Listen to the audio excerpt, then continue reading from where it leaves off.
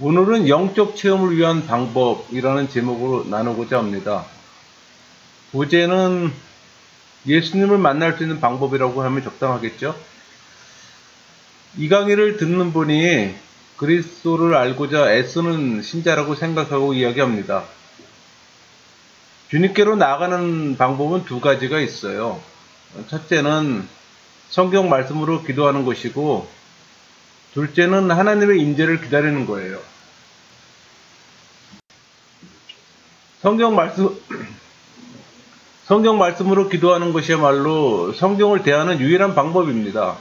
왜냐하면 성경 말씀 속에는 읽기와 기도가 모두 들어있기 때문에 여러분 말씀에 의지하셔야 합니다. 간단하고 실제적인 구조를 선택하시고 주님께 나아가세요. 조용히 또 겸손하게 그렇게 나아갑니다. 그리고 주님 앞에서 그 펼쳐놓은 그 말씀을 읽으세요. 주의 깊게 읽으세요. 읽고 있는 내용을 세심하게 받아들이세요. 읽으면서 그 내용을 음미하고 소화하세요. 여러분들이 과거에는 성경을 읽을 때 읽으려는 분량을 처음부터 끝까지 빠른 속도로 읽고 넘어가는 것이 습관이었을지도 모릅니다. 아마도 그것은 그 구절의 요점만을 찾고자 했기 때문이었을 거예요. 그러나 말씀으로 기도함으로 주님께 나아오려면 말씀을 빨리 읽고 지나가지 말고 아주 천천히 읽으세요. 방금 읽은 구절의 중심 사상을 깨달을 때까지는 다음 구절로 넘어가지 마시고, 그러면 여러분에게 감명을 준 그 말씀을 붙들고 기도하고 싶은 생각이 들 겁니다.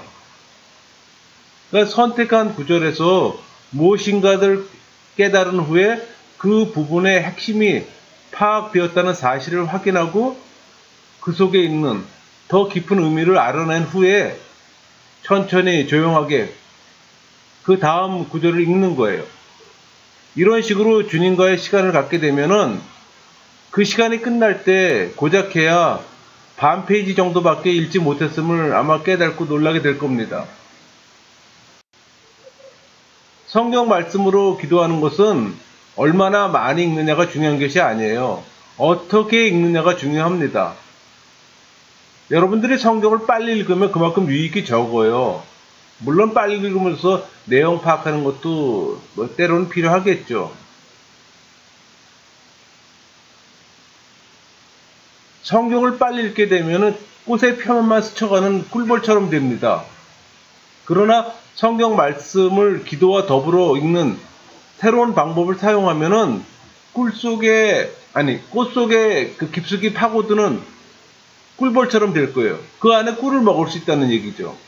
그래서 꽃 속에 깊이 숨겨져 있는 그 꿀을 얻게 되는 겁니다. 물론 학문적인 목적으로 연구를 위해 성경을 읽을 수도 있어요. 그러나 여기서는 지금 그런 것을 얘기하는 게 아니에요. 학문적인 연구를 위한 성경 읽기는 막상 영적인 문제에 부딪히게 될 때 도움을 주지 못합니다. 그저 정보 습득이나 인식 정도예요. 그러니까 성경 말씀 속에 깊고 심오한 유익을 얻고 싶다면 지금까지 제가 말한 것처럼 그렇게 한번 읽어보세요. 하나님의 계시가 달콤한 향내가 날 때까지 읽고 있는 말씀의 가장 깊은 곳까지 뛰어 들어가 보는 겁니다. 이런 과정을 밟아 말씀을 묵상하게 되면은 조금씩 영혼 깊은 데서 흘러나오는 풍성한 기도를 틀림없이 체험하게 될 것을 제가 확신합니다. 다른 방법의 기도로 넘어가면 이 기도 방법은 하나님의 임재를 기다리는 겁니다. 이것 또한 성경 말씀을 사용하는 것이긴 하지만 실제로 그 말씀을 읽으면서 하는 방법은 아니에요. 그러니까 그리스도를 만날 수 있는 두 번째 방법입니다. 그 방법은 비록 성경 말씀을 사용한다는 점은 같지만 성경으로 기도하는 것과 전혀 다른 목적을 갖고 있어요. 그렇기 때문에 다만 하나님의 임재를 기다리기 위해 별도의 시간을 따로 가져야 합니다. 성경 말씀으로 기도하는 것은 읽고 있는 내용 속에서, 즉 말씀 그 자체 속에서 주님을 만나기를 힘쓰는 거예요. 그러므로 말씀으로 기도할 때는 성경의 내용에 그 주의를 집중해야 합니다. 왜냐하면 그렇게 하는 목적은 읽고 있는 구절 속에서 주님을 드러내기 때문에.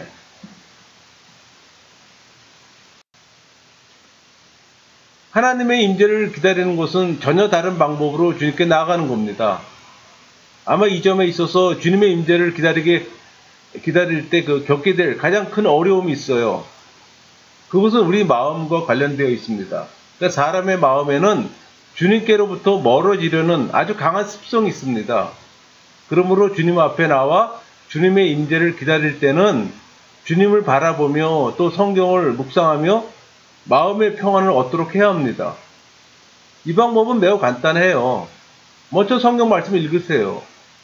일단 주님의 임재를 감지하게 되면 읽는 내용은 더 이상 중요하지 않습니다. 그러니까 성경 말씀이 이미 그 목적을 이룬 것이기 때문에, 그러니까 말씀이 이미 여러분의 마음을 평안하게 해줬기 때문에 여러분을 주님께로 나아가게 하는 겁니다. 여러분이 주님을 더 분명히 알도록 하기 위해서 제가 일러주는 방법은 주님을 바라보고 주님의 임재를 기다리는 단순한 행위를 통해서 주님께 나아갈 수 있다는 사실이에요. 그것은 주님과 함께 있는 시간을 내므로 시작할 수가 있습니다.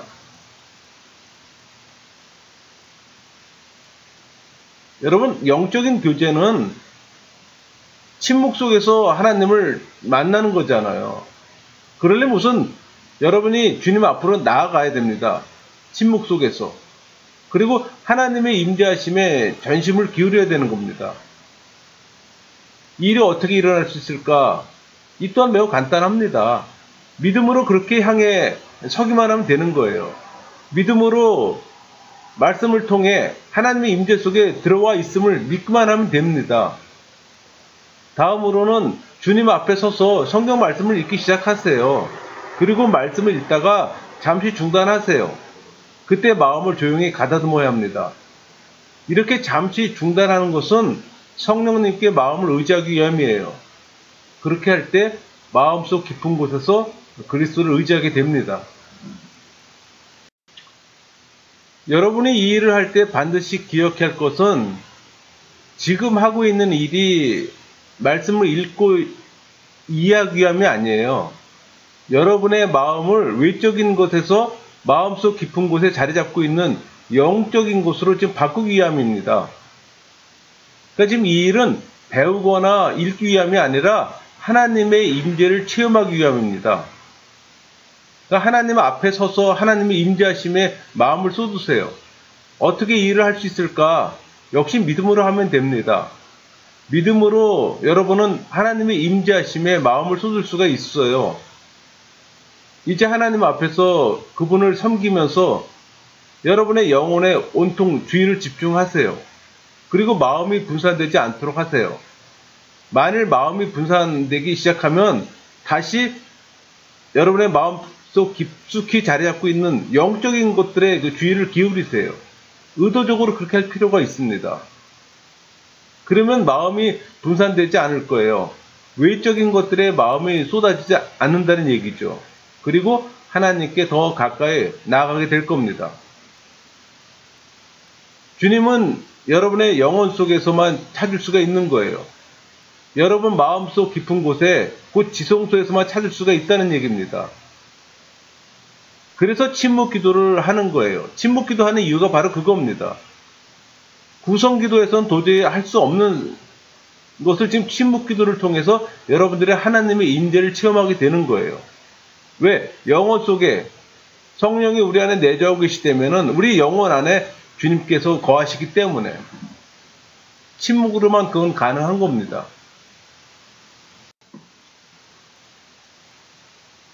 주님께서는 우리에게 오셔서 거처를 우리와 함께 하시겠다고 말씀으로 약속해 주셨잖아요. 그게 요한복음 14장 23절이에요. 예수께서 대답하여 이르시되 사람이 나를 사랑하면 내 말을 지키리니 내 아버지께서 그를 사랑하실 것이요 우리가 그에게 가서 거처를 그와 함께 하리라. 그러니까 주님께서는 주를 경배하고 주의 뜻대로 행하는 자들을 만나 주시겠다 약속하셨습니다. 그러니까 주님은 여러분의 영혼 속에서 여러분들을 만나 주실 거예요.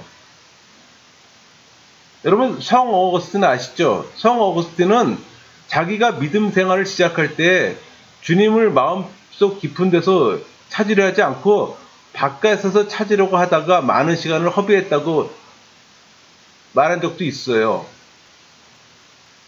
그러니까 일단 마음속 깊은 곳에 계신 주님께로 여러분의 마음이 향하게 되면은 주님의 임재를 느끼게 될 겁니다. 그건 어려운 것이 아니에요. 왜? 우리 안에 이미 내재하고 계시기 때문에. 그렇게 주님의 임재를 더욱 민감하게 느낄 수 있는 것은 여러분의 외적 감각이 매우 조용하고 평온하게 되었기 때문입니다. 여러분은 더 이상 외적인 것들이나 마음의 표면적인 생각들에 주의를 기울이지 않아도 되는 거예요. 물론 성령 세례 받은 사람에 한해서만 가능한 겁니다.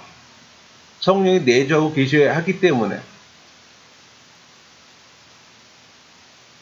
고요히 여러분이 읽은 말씀에 몰두하게 되어서 주님의 임재를 체험하게 됩니다. 그렇게 될 때 여러분은 읽은 말씀을 생각하게 되는데 그치는 것이 아니라 읽은 말씀을 먹고 살게 되는 거예요.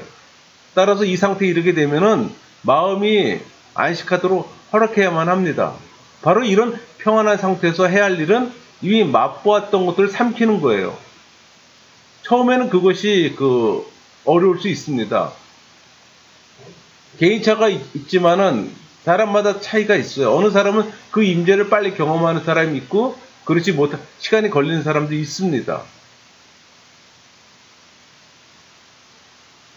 여러분, 제가 한 가지 방법을 소개해 줄 수가 있습니다. 여러분은 때때로 맛있는 음식의 향기만을 맛본 적이 있을 거예요.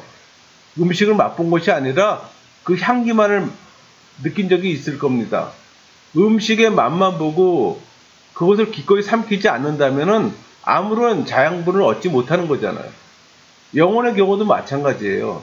이렇게 조용히 하고 평안하며 단순한 상태에서 자양분으로 존재하는 것을 여러분들이 섭취하기만 하면 되는 겁니다. 이 과정에서 마음이 분산되는 경우가 발생돼요. 우리는 보통 이걸 분심이라고 얘기를 합니다. 그러니까 이번에는 그 분심에 대해서 잠깐 나눠보죠.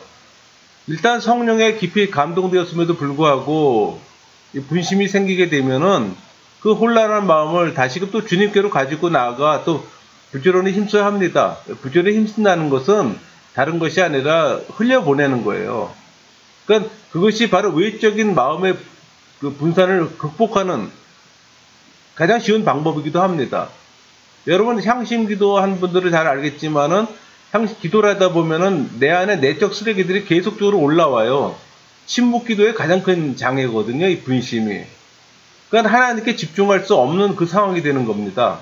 그럴 때는 다른 방법이 없어요. 그냥 올라온 것들 그냥 흘려보내는 거예요. 이 분심이 생기게 되면은 생각하고 있는 내용을 바꿈으로써 그것을 해결하려고 억지로 하지 마세요. 안 됩니다, 그거는.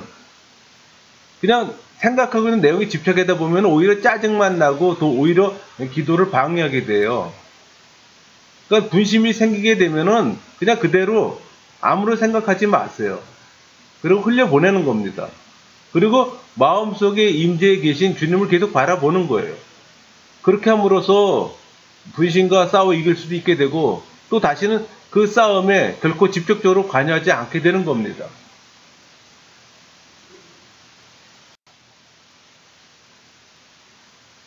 우리는 이런 과정을 통해서 하나의 훈련 과정이 형성되는 거예요. 그러니까 훈련을 시작하면서 여러분은 마음을 다스리기가 어렵다는 사실도 알게 됩니다. 왜 그럴까요? 그것은 수년간 걸친 습관 때문에 그렇습니다. 여러분의 마음은 여러분 스스로가 여러분 마음대로 하고 싶은 대로 해왔던 거예요. 그게 익숙했던 거예요. 제가 여기서 말하고 있는 내용은 이미 여러분들 마음을 훈련시키고 있는 과정에 여러분들이 들어오게 된다는 거예요. 전에는 여러분 마음대로 했지만 이제는 그 상황이 바뀐다는 얘기입니다. 그러니까 여러분의 영혼이 영적인 것들에 더욱 관심을 기울이게 될 때 이 마음을 훈련시키는 과정은 더 쉬워지게 된다는 걸 여러분들이 알게 될 겁니다. 처음엔 물론 어렵죠. 어떤 거든지 결코 쉬운 건 없어요. 여러분께서 여러분의 마음을 다스리도록 내맡긴 일이 가면 갈수록 더 쉬워진다는 원인이 있어요. 첫째는 수많은 훈련을 거친 후에 마음이 심령 깊은 곳에 돌아보는 새로운 습관이 형성되게 됩니다. 또 하나는 은혜로운 주님께서 우리 안에 내주하고 계시기 때문에 여러분들의 그런 과정을 다 도와주는 거예요. 여러분 혼자 그걸 스스로 하는 건 너무나도 어려워요. 그러나 성령 세례 받은 사람은 성령이 내 안에 내주하고 계시기 때문에 그런 상황들을 도와준다는 얘기죠. 여러분, 우리가 주님에 대한 가장 큰 열망은 우리 자신을 드러내는 겁니다. 지금 무슨 되나요? 여러분이 주님께 열망하면 열망할수록 여러분을 더 드러내야 된다는 겁니다. 그러니까 주님은 나 자신을 드러내주기 위해 우리에게 풍성한 또 은혜도 주세요. 성령께서 우리를 지배하는, 우리에게 영향 주는 힘이 은혜입니다, 여러분. 그러니까 주님께서는 우리에게 그분의 임재를 누릴 수 있도록 체험을 주신다는 얘기예요. 여러분들이 은혜의 수단, 말씀을 보고 예배를 하고 기도를 하고 찬송을 하고 그런 은혜의 수단을 여러분들이 항상 일상의 삶 속에서 그 안에 잠겨져 있어야 될 때 여러분이 성령의 지배를 받고 은혜의 지배를 받게 되는 거예요. 주님은 그 은혜를 통해 우리를 감동시키고 또 그 감동은 너무나 즐거운 것이어서 우리는 전보다 더욱더 내적으로 주님을 향해 나가게 되는 겁니다. 그건 맛본 사람만이 택하는 거예요. 그걸 맛보지 못한 사람은 그저 세상 것이 더 중요하고 세상 것을 더 추구하게 되는 거죠. 여러분, 오늘의 메시지는 아주 간단합니다. 그러나 메시지가 간단하다고 해서 그 내용까지도 단순한 거로 생각해서는 안 됩니다. 내용은 전혀 단순하지 않아요. 깊이 있는 내용이므로 겸손한 마음으로 배울 힘쓴다면은 살아계신 그리스도를 풍성하게 체험하게 될 겁니다. 경건하고 단순한 메시지를 잘 접하세요. 이유는 우리가 언제든지 진리를 사랑하는 열정에 사로잡혀야 하기 때문에. 여러분, 경건한 메시지는 우리의 영성이 얼마나 천박한가를 드러낼 뿐 아니라 우리를 더 깊은 신앙의 차원으로 인도합니다. 또한 그것은 우리를 지성소로 또 맞아들이고 무엇보다도 우리의 기도 생활을 더 즐겁고 또 새롭게 해주기 때문에 우리 스스로가 예수 그리스도를 깊이 있게 체험하는 그 수준까지 이르게 되는 겁니다. 여러분, 영적 체험은 그게 쉽게 이루어지는 건 아니잖아요. 아무나 쉽게 할 수 있는 건 아닙니다. 훈련의 과정이 필요하고 우리가 하나님 앞에 나아가 세상 거 다 내려놓고 하나님께 집중하는 그 삶의 연속선상에서 이루어지는 거예요. 어느 날 갑자기 짠 해서 나타나서 나 하나님과 교제할 거야. 그렇게 이루어지는 게 아니잖아요. 영적 세계는 그렇지 않아요, 여러분. 세상 것은 내가 때로는 물질로 그걸 사서 얻을 수가 있지만은 영적 체험이나 영적 세계는 그렇지를 못해요. 나의 생각이나 나의 시간을 온전히 바쳤을 때 이루어지게 되는 그런 시간이요, 그런 체험인 거예요. 그래서 여러분들이 진정 영적 체험을 원하거나 하나님과 깊은 교제를 원한다면 여러분들의 시간, 마음, 환경을 하나님께 맞춰야 되는 겁니다. 또 그런 구별된 시간, 구별된 장소, 그런 곳에서 이루어지는 거거든요. 결국 내가 선택해야 되는 겁니다. 세상 것을 선택하든 하나님을 선택하든 둘 중에 하나예요. 회색지대는 없다 그랬잖아요. 신앙에서 회색지대는 없습니다. 무엇을 선택하든 그건 여러분의 몫이고 그 결과도 여러분의 책임입니다.